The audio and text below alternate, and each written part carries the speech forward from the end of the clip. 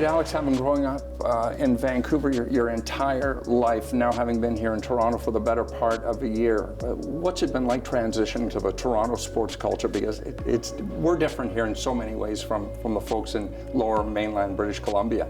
Yeah, it is different. I mean, obviously I've spent the majority of my life in Vancouver, but I went to college in Boston, so I've been out on the East Coast a little bit, and obviously know a lot of people out here in Toronto, so I've heard things and just talking with different people, but it's definitely lived up to all my expectations. I've loved it out here, and especially being able to play for the Leafs has been pretty special.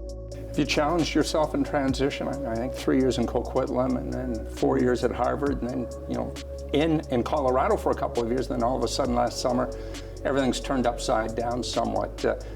How have you handled that challenge and now establishing some roots here in Ontario?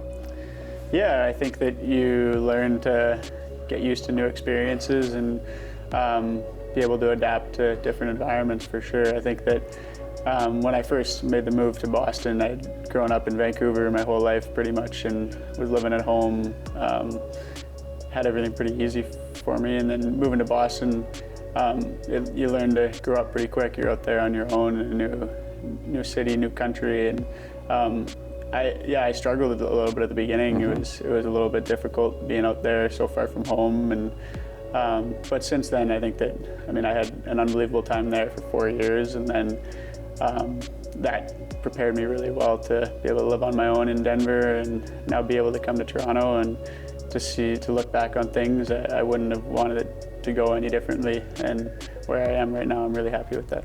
Just drawing on a text I got from Andy Riley at one point, and this was before Seth Jones was coming to town. Take me back to that minor novice team with Morgan, yourself, and Seth in the Brick Tournament in Edmonton. I grew up playing with Morgan pretty much my whole minor hockey career, and he was always the best player on every team we played with.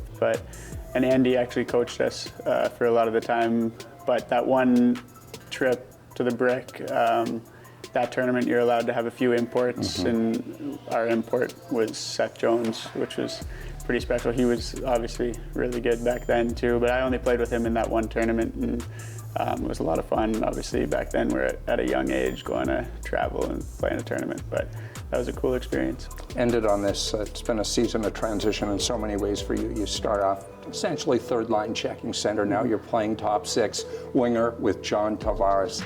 How has that all been? And you're seeing John's numbers go up as of late as well. You've got to feel a sense of pride in that in terms of accomplishment and knowing that you're becoming a better hockey player given the variety of uses you've been utilized in. Yeah, this team is pretty special. Obviously, there's so many elite players in this team, and just with the way that the roster is set up, I know that I'm going to be put in different situations, whether I'm playing center, whether I'm playing wing, whatever line I'm on. I just want to help the team contribute, and at times you're going to get opportunities where you're playing with some of those guys, and at times you're going to be in different roles where you got to make the most of that as well. So I just want to stay level-headed throughout the whole thing and just be able to come to the rink and be able to provide the coaching staff and the team different value in different areas and be able to help the team win.